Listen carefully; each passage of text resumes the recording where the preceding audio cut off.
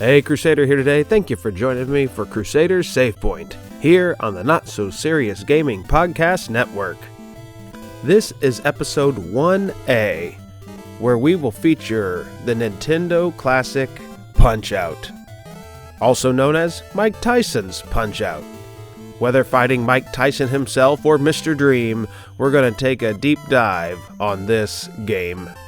In case you missed the introductory episode about what this podcast is all about, let me quickly say that on the 15th of this month, you will find a video episode released on your podcast feed that will feature some gameplay and commentary as I work through the game that we're discussing today. As I said, we're going back to 1987, when the boxing gloves were very popular, when they were worn by a young bullfighter from New York named Mike Tyson. Nintendo was in development of a video game at that time. They weren't sure what they were going to call it. Eventually they landed on the name Punch-Out!, but they felt like it would do better if they had an endorsement from a celebrity. And that's when Minoru Arakawa happened to see a fight featuring Mike Tyson, who was not even champion at the time. But he was so impressed with the speed and power of this young fighter that he encouraged Japan to sign him to a deal, and the rumor is that it was 3 years and $50,000, a steal of a deal. Of course, that time would lapse when he was the mascot, if you will, for the game, and Nintendo decided not to re-sign him. Now, there's been a lot of speculation over the years that it was due to his time in prison and other issues that he was struggling with, and understandable if that were true. But the timeline doesn't exactly match up. It turns out that Nintendo felt that sales were already going down on Punch-Out!, and they had gotten all the mileage they could out of his endorsement. And now that he was champion, it was going to get more expensive. He was also going through a public divorce, and they just wanted to keep some distance from the drama. Pretty good foresight on their part, as he would eventually go to prison for worse allegations than they even knew about at the time. But this podcast is not about Mike Tyson the boxer. It's about the game, where once you get through all of the enemies, you have to face the champion yourself. So let's go back and have a look at this great Nintendo classic. And before we do, let's hear a little bit of that amazing music.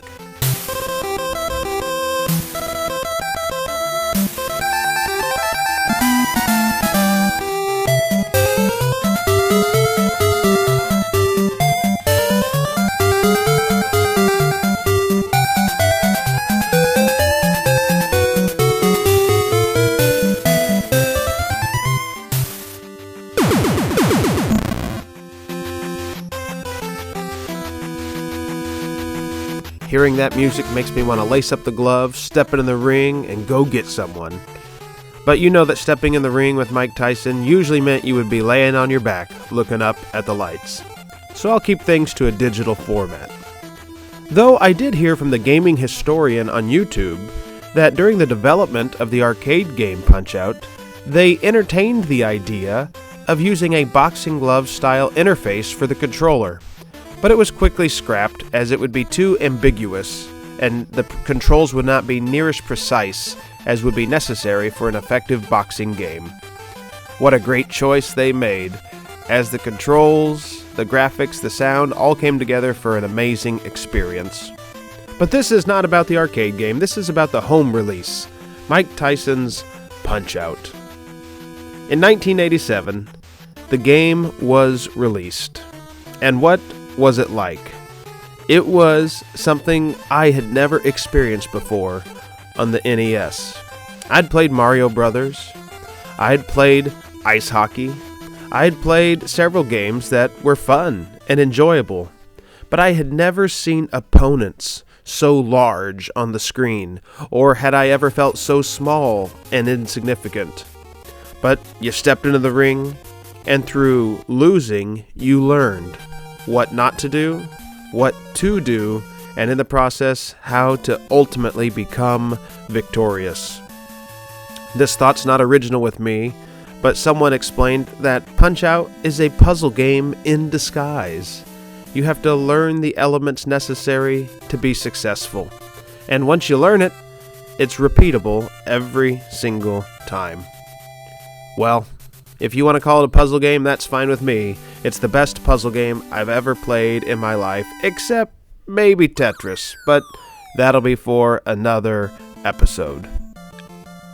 Before we get into the fighters one at a time, I want to take a moment and look at the manual that came with the game.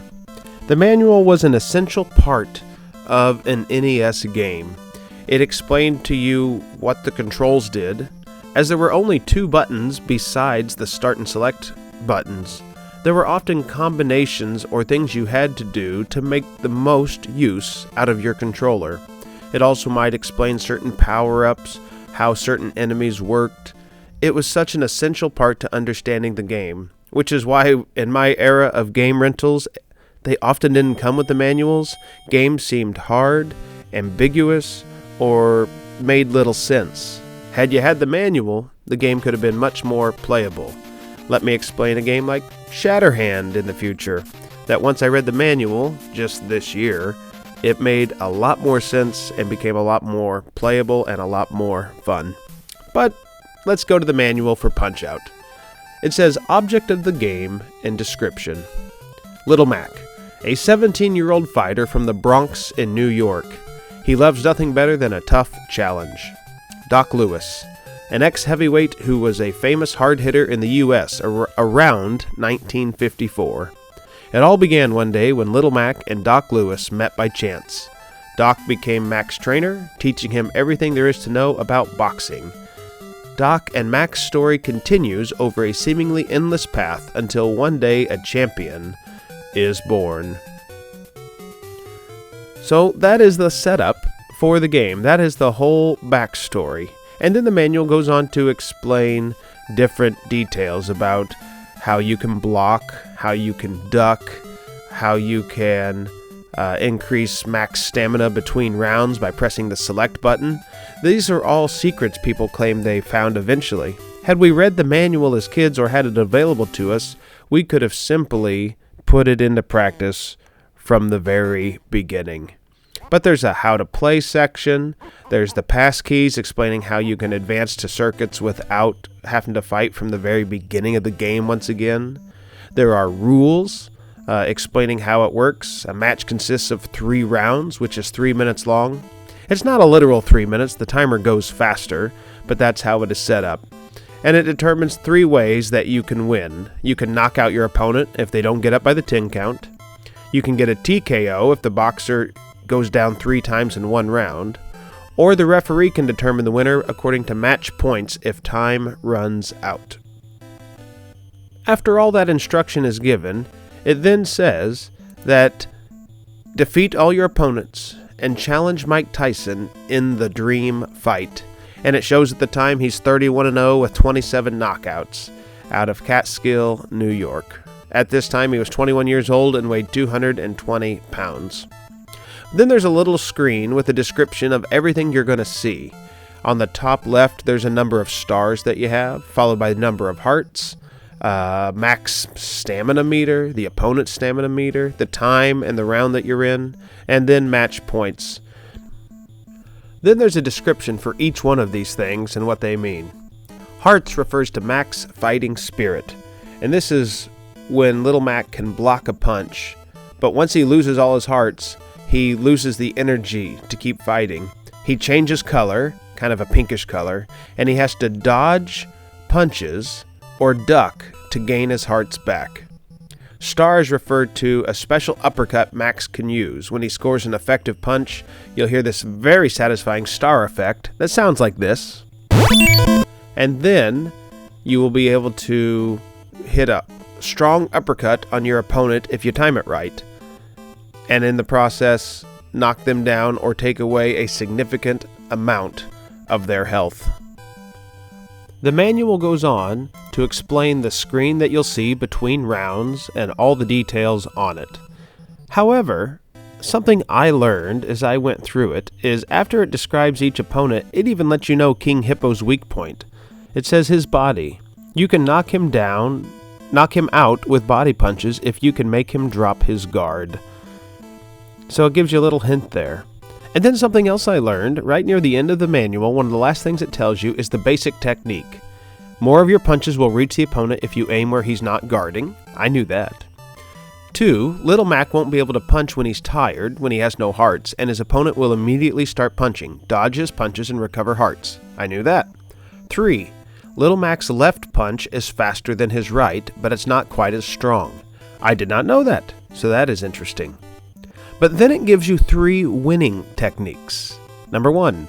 Dodge opponent's punches and then punch back immediately. You'll startle your opponent. His face will show it.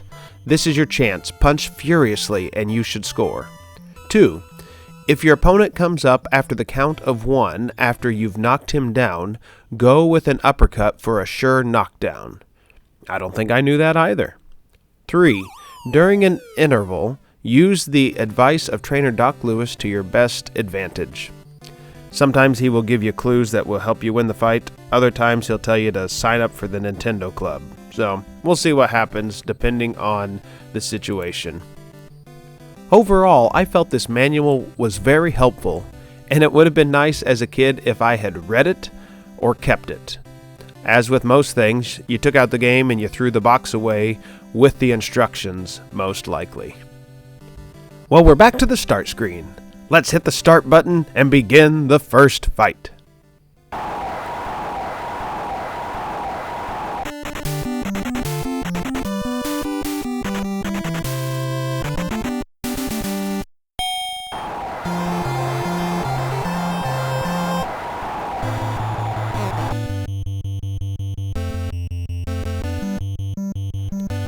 Our first opponent in the ring is France's Glass Jaw, named Glass Joe.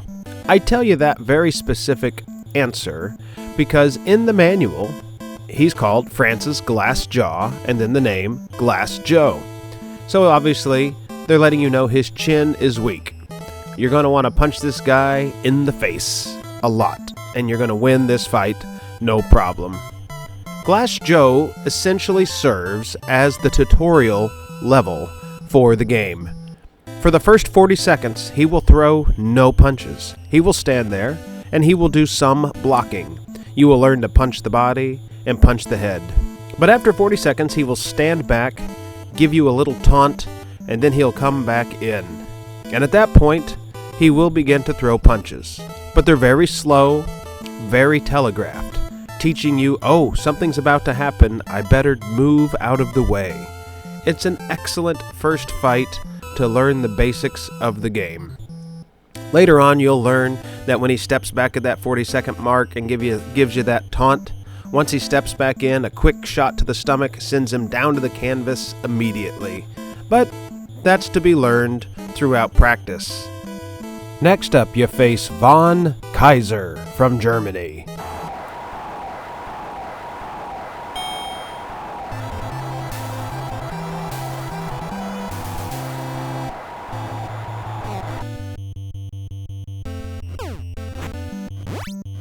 Von Kaiser has a very unique ring gear setup, as he is the only one who wears pants in the ring. But all the same, he gets in there and he looks like a rough soldier, which is exactly what he is. Besides a basic jab, he adds a very strong uppercut. But as with Glass Joe, it is slow and very telegraphed, giving you plenty of time to get out of the way. However, you'll learn quickly that when he drops down for that uppercut, you can give him a quick jab to his stomach and gain a star punch. Star punches against Von Kaiser are very effective. As soon as you stun him, his mouth kind of does this open and close motion really fast and he makes a funny sound. And that's your time to give him a star punch for an immediate knockdown. It doesn't take long and you'll roll through this old German tank, and then you are ranked number 1 contender for the title of the minor circuit.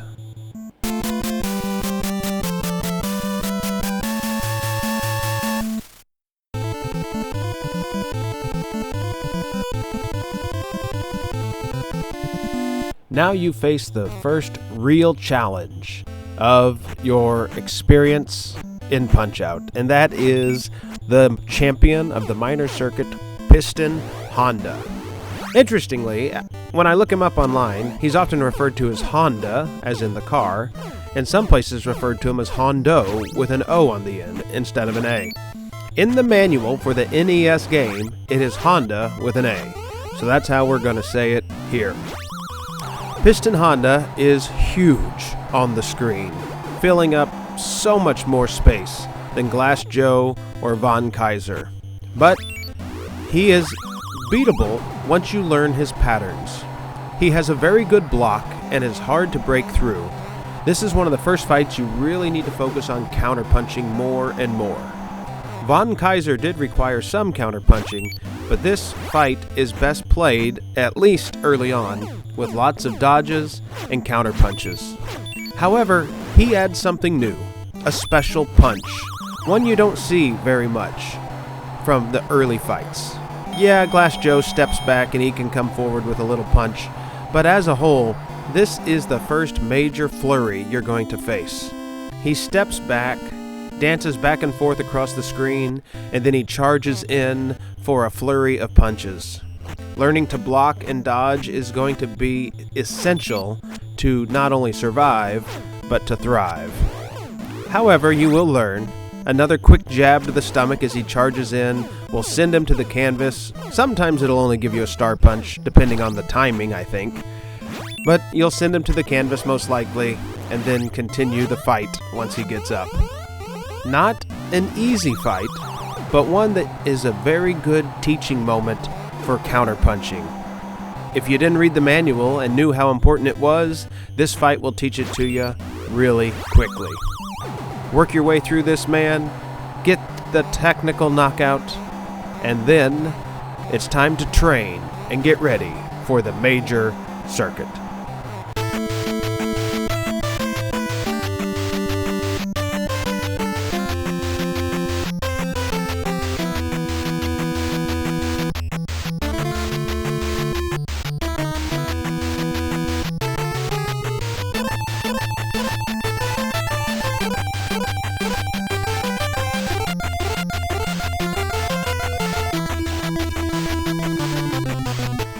Our first opponent in the major circuit is Don Flamenco.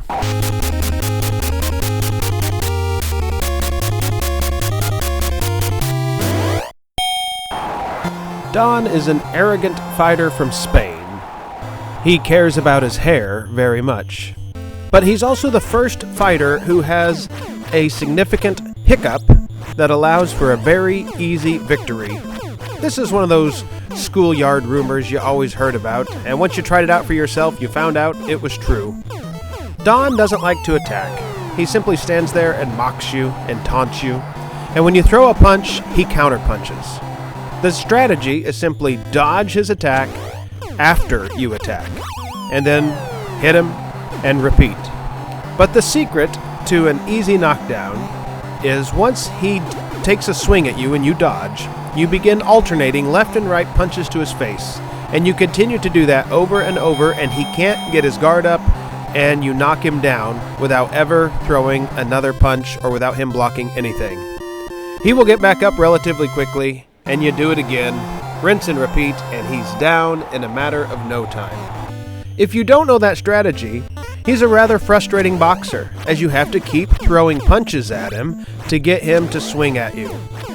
In fact, it can often go 3 rounds because it's hard to get him to fight back.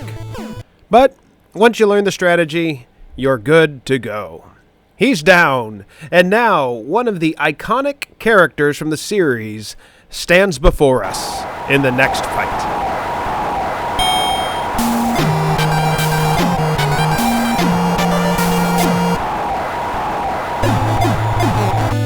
King Hippo. From a fictitious island, this large man fills so much of the ring, much bigger than any other opponent that you're going to face in this game. He's wider than he is tall, but he is intimidating, and he hits like a ton of bricks. He's also the first fighter that you absolutely have to dodge in order to get an attack in. Yes, with Don Flamenco, you had to, but you had to throw the first punch. Not with King Hippo. King Hippo, you dodge and dodge until he goes for an overhand smash when he opens his mouth. It's in that moment that you give him a punch in the mouth and his trunks fall down and you start punching him in the belly where there's tape. Now, you can tell early in the fight that there's tape on his stomach and that's where you need to hit him. But every time you throw a punch, it's blocked. And when he goes for a jab, he keeps one hand blocking that area. So it's that little thing of trying to figure out, how do I open up that spot on his belly? And it's getting that open shot in his mouth before his overhand attack that allows it to take place.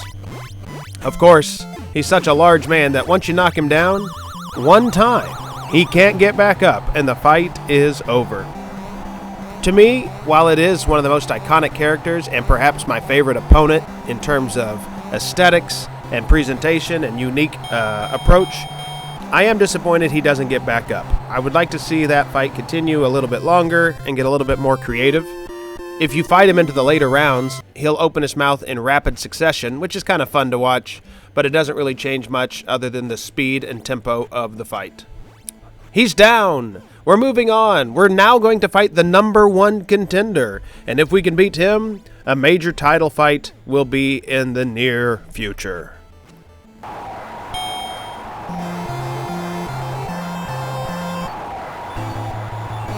Something I just noticed is that before every fight, there is unique music for each fighter. Until this fight. It's very generic. It doesn't sound like it comes from the region where the Great Tiger is from, or anything. I just found that to be a rather odd change. But anyway, the Great Tiger. As a kid, this is the one fight that frustrated me more than any other. He was always where I could get to, but could never get past. You see, he will stand and just jab with you for a little while. But then he goes to these big uppercuts, which are not that difficult to deal with. You dodge, and then you get 4 shots to his face before he tries again and again. Later on, I learned that when he ducks down for the uppercut, if he goes to your left, give him a left jab to the stomach, and you'll get an instant star. When he goes down to the right, same thing. Instant punch to the stomach with the right hand, and then you get a star. But I didn't know that as a kid. And so I was always frustrated as he attacked quickly, at least much more quickly than the other fighters. And then he would back up and he would begin to disappear as the jewel on his turban flashed. And he would dance all around the ring super fast, and he would come down and hit you again and again and again until you hit the mat. I could never overcome this overwhelming tiger punch, and it was a frustrating experience in my childhood. But I still remember the night. I was sitting in front of the TV with my brother and sister. Neither one of them were much for gaming, but they watched as I finally beat the Great Tiger for the first time, and they cheered. Of course, what happens after the Great Tiger? The championship fight of the major circuit with Bald Bull. I did knock him down once, but was easily run over by the bull charge, which we'll get into here soon. Finishing up with the Great Tiger, I later found out that the easy way to take care of the tiger punch is to just block, and as soon as he hits you, your block goes down, so you just reset your block. And you do that again and again and again, and finally he gets exhausted, and you give him a quick uppercut to the face, and it's an instant knockdown.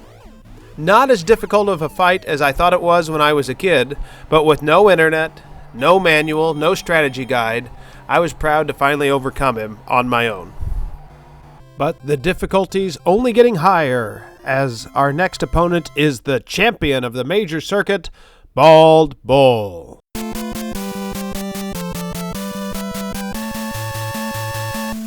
Again, I noticed the generic music at the beginning of this fight, which seems really odd, as it's such a major point in the game. Bald Bull is huge.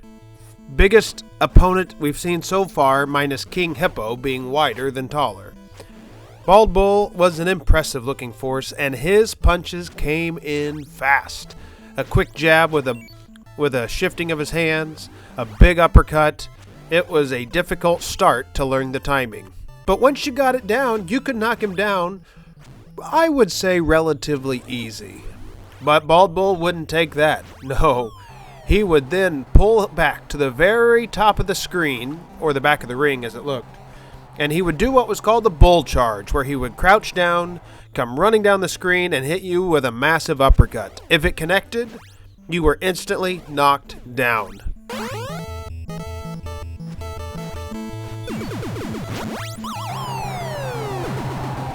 Now, as a kid, I remember just dodging out of the way, thinking, all right, he missed. Well, all he did was pull back and charge again and again and again, and the clock barely moves. It freezes until he gets within punching range. So that's really no technique. You have to learn to counter the punch, which as soon as he gets close to you at the bottom of the screen, you throw a quick left jab to his stomach, and it drops him to the ground instantly. But timing it is a real pain. It's not easy.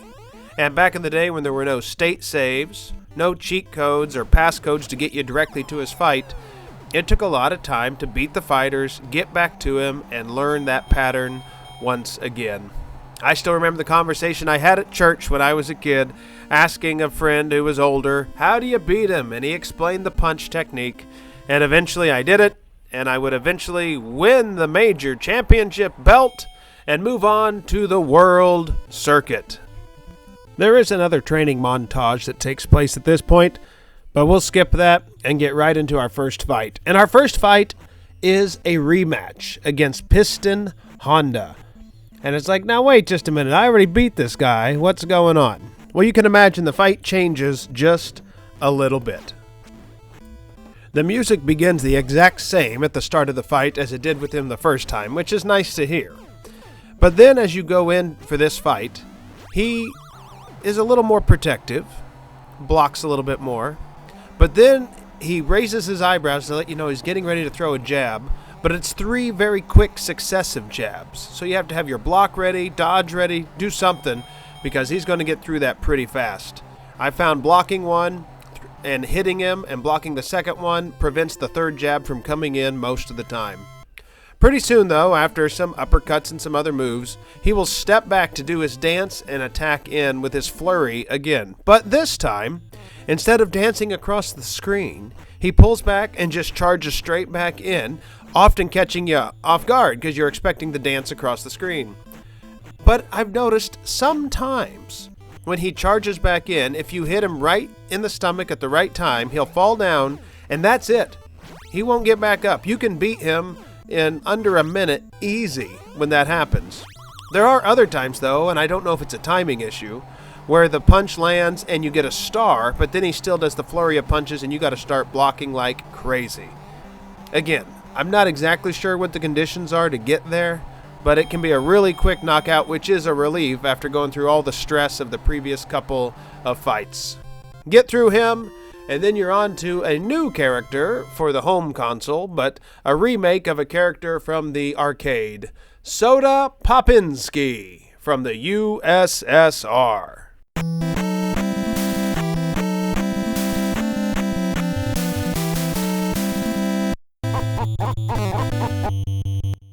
I have to say that out of all the boxers that you face in this game, this guy bothers me the most. No, it's not his history of being called Vodka Drunkinski in the Punch-Out version of the arcade game. It's not his laugh, which does annoy me and gets under my skin. It's his punch timing is just a little bit different than the other fighters, and I've always struggled with getting it right. Yes, I can usually beat the guy, but it's not uncommon for me to lose, and it's not uncommon for me to take it into the third round before I finally win the fight.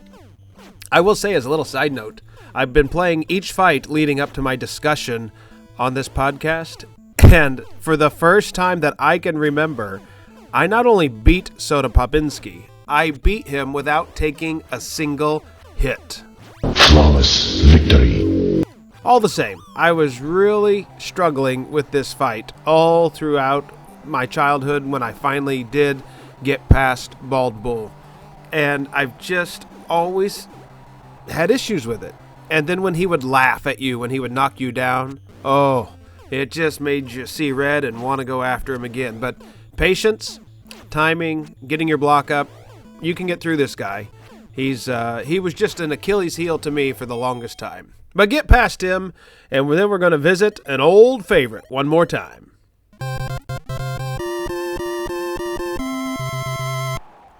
So Bald Bull returns for his second fight. This time, though it is very similar, there is a major change.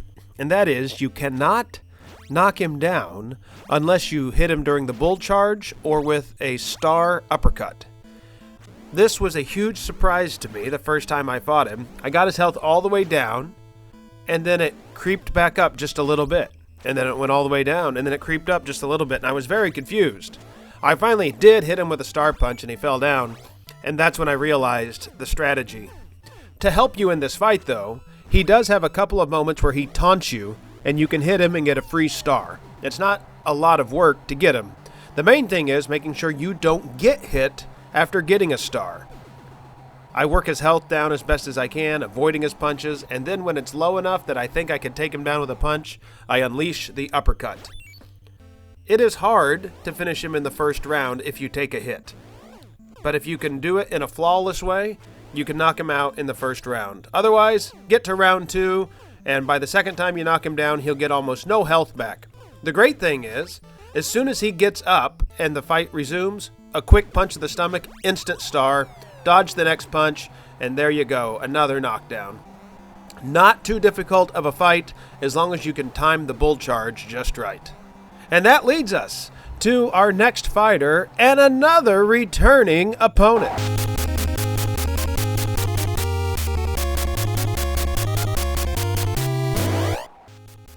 Don Flamenco returns in this fight. And at the beginning, he is very different from the first time you fought him. This time he's throwing punches. And he will do that for about the first half of the fight. But after that, he's going to begin mocking you, taunting you, waiting for you to throw punches at him. Only this time he won't always counterpunch. In fact, he will often make you turn pink from exhaustion, and then he'll attack, and you have to dodge his punches to get your wind back, and then you can start counterattacking again.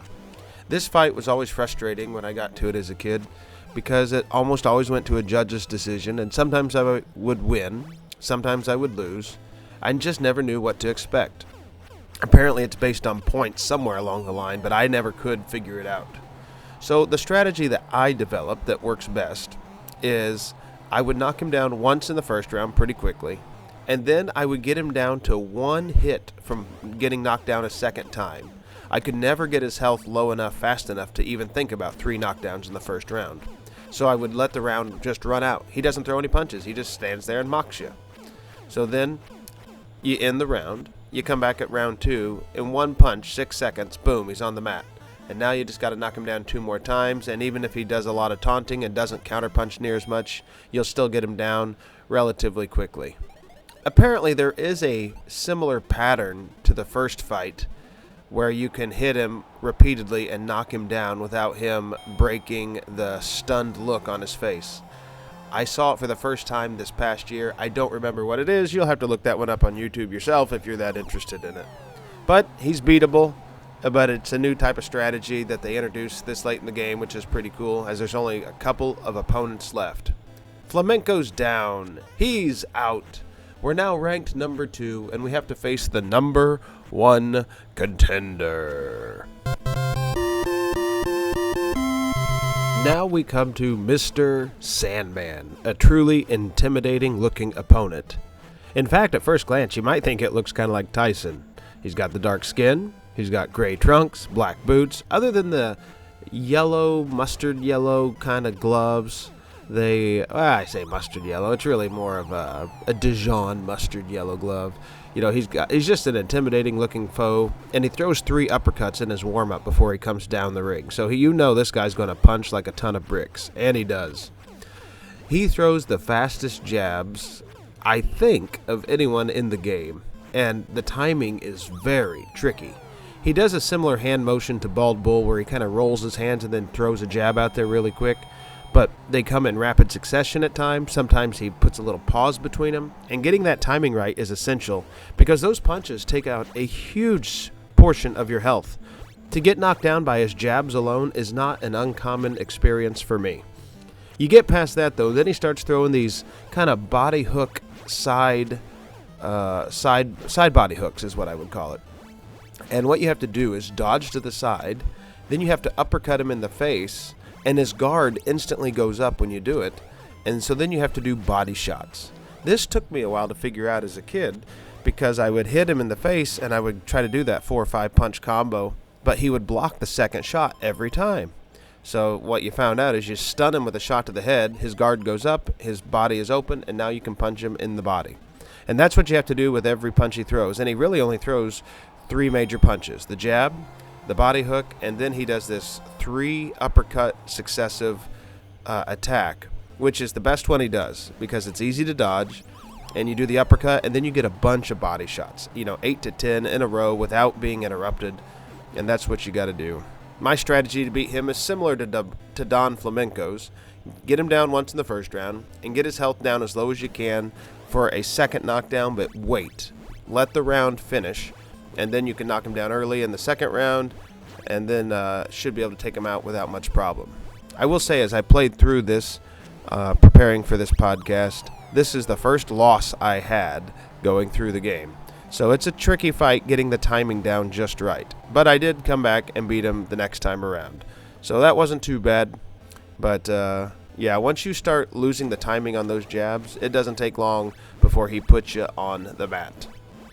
But you knock out Mr. Dream, and then you are officially the #1 contender. And it's time for the World Circuit title bout.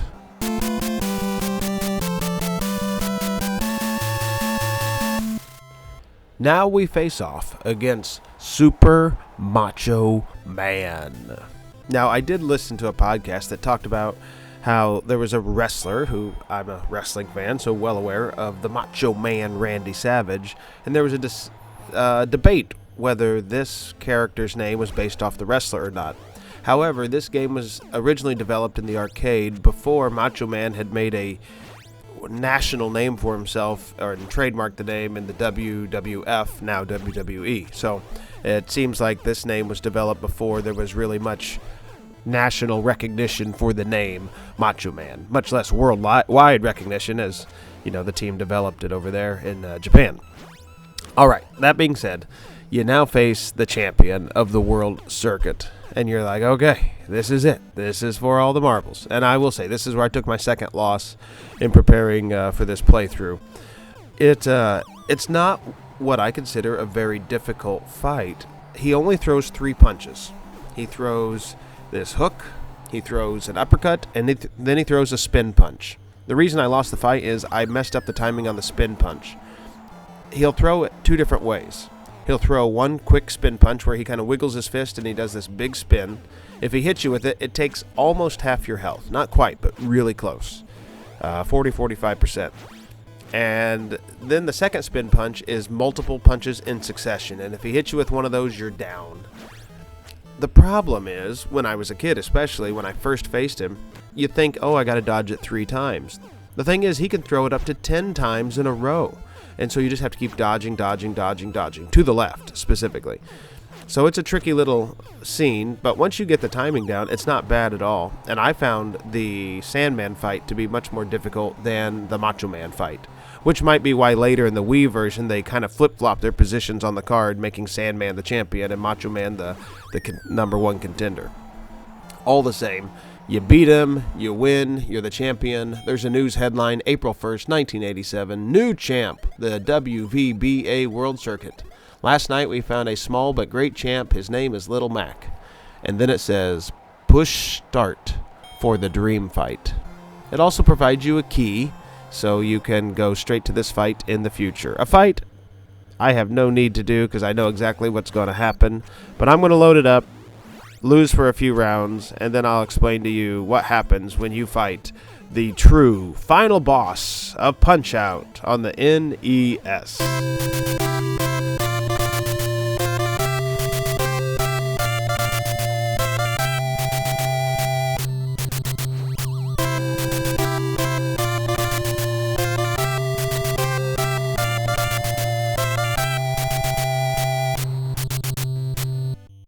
So now you go in to fight Mike Tyson, or Mr. Dream, depending on which version of the game that you have. The original, of course, is Mike Tyson's Punch-Out. The follow-up of, not renewing the license makes it Punch-Out. And Mr. Dream and Mike Tyson are the exact same, minus a skin swap. But they have the same punch set, same everything. The first 90 seconds of the first round, you just need to dodge, dodge, dodge. If he hits you with one uppercut, it's an instant knockdown. Just what it is. And it's a very frustrating experience because he messes up the timing. It's not consistent. There's pauses. There's sometimes uppercuts in rapid succession. It just is a real mind bender. And unless you've got your timing and twitch skills down well, you're going to hit the mat. Ideally, you'll throw 2 counter punches after each uppercut and take his health down a little ways. But more than anything, you need to focus on getting out of the way. He'll then switch to some jabs, which are very powerful, but something manageable. And then he can throw some more uppercuts that won't be quite as devastating as the opening flurry. Survive it all, though, and you'll do okay. Get into the second round. There's opening with the jabs as well, and some other punches, and sometimes he'll go back to the uppercuts. I don't get that far into the fight most of the time simply because it's too hard for me. Watch a YouTube tutorial. They'll take you through it. There's people who do this amazingly. It's not for me. But if you beat him, you win. You're the master of the world, I guess, at that point. But it's too hard for me. But it's an amazing fight. It's a real test of skill. And whenever you talk to somebody who actually beat him, or if you watch somebody beat Tyson, it was a real badge of honor on the original Nintendo Entertainment System. Well, that was my experience with Punch-Out. I've never beaten Mike Tyson or Mr. Dream without state saves. I've done it, where I've saved through and beaten it that way. But never start to finish have I beaten the final boss of this game. I've gotten all the way to him before without taking a loss, which I think is pretty impressive. But beating him, no, not for me. The game's taken on a life of its own. There's been speed runs that have been done, people playing it blindfolded, people doing all kinds of things to just show the different things you can do in this amazing game and the puzzly elements and how they play out. It's still maintained a following, now that we're talking 40 years later, almost 40 years later, which is really impressive. I still enjoy playing it just for fun. Not making a video, not making a podcast, just playing the game. Every couple of months, I'm like, you know what, I think I'm going to play through just a little bit, and I have a great time doing it. And I enjoy Glass Joe all the way through Super Macho Man. There's some fights that are frustrating, but I enjoy every fight from the easy ones to the hard ones. That's a hard balance to find in a game like this, and I think they did an amazing job when they developed this game. I'd love to hear your thoughts or comments on what you think about the game. And in 15 days or so, you're going to get another update where you're going to see me playing through part of the game and talking about it as we go through. I've enjoyed my time with you, and I really appreciate you for listening. This has been Krusaider on Krusaider's Save Point on the Not So Serious Gaming Network. And until next time, it's been Krusaider, and I am out.